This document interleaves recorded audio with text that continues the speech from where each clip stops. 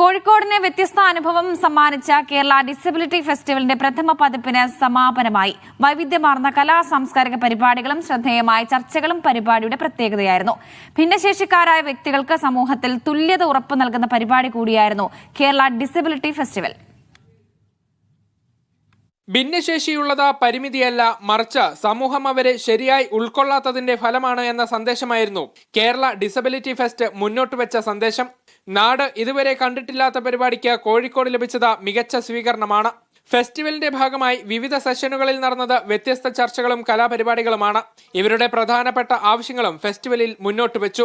Disability എന്ന പദം ഔദ്യോഗികമായി ഉപയോഗിക്കണമെന്നും ചെറിയ കുട്ടികൾക്ക് പാഠ്യപദ്ധതിയിൽ ഡിസബിലിറ്റി വിദ്യാഭ്യാസം ഉൾപ്പെടുത്തണമെന്നും കോഴിക്കോടിനെ ഇൻക്ലൂസീവ് നഗരമായി 3 വർഷത്തിനുള്ളിൽ മാറ്റണമെന്നും ഫെസ്റ്റിവൽ ആവശ്യപ്പെട്ടു. ജില്ലാ പഞ്ചായത്ത് പ്രസിഡന്റ് മില്ലി മോഹനാണ് സമാപന സമ്മേളനം ഉദ്ഘാടനം ചെയ്തത്. കൈപിടിച്ചു കൊണ്ടുപോയാൽ അത് ലോകത്തിലെ ഏറ്റവും വലിയ നന്മയാണ്. നന്മ ചെയ്യാൻ കിട്ടുന്ന അവസരങ്ങൾ ഉപയോഗിക്കണമെന്നാണ് എനിക്ക് പറയാനുള്ളത്. തീർച്ചയായിട്ടും നിങ്ങളുടെ കൂടെ ഉണ്ടാകുമെന്ന ഈ അവസരത്തിൽ ഞാൻ പറയുകയാണ്. മലബാർ ഗോൾഡ് ചെയർമാൻ MP അഹമ്മദ് ചടങ്ങിൽ മുഖ്യാതിഥിയായിരുന്നു. ഡിസബിലിറ്റിയുള്ള വ്യക്തികളുടെ ഉന്നമനത്തിനായി പ്രവർത്തിക്കാൻ സാധിച്ചതിലുള്ള സംതൃപ്തി അദ്ദേഹം പങ്കുവച്ചു.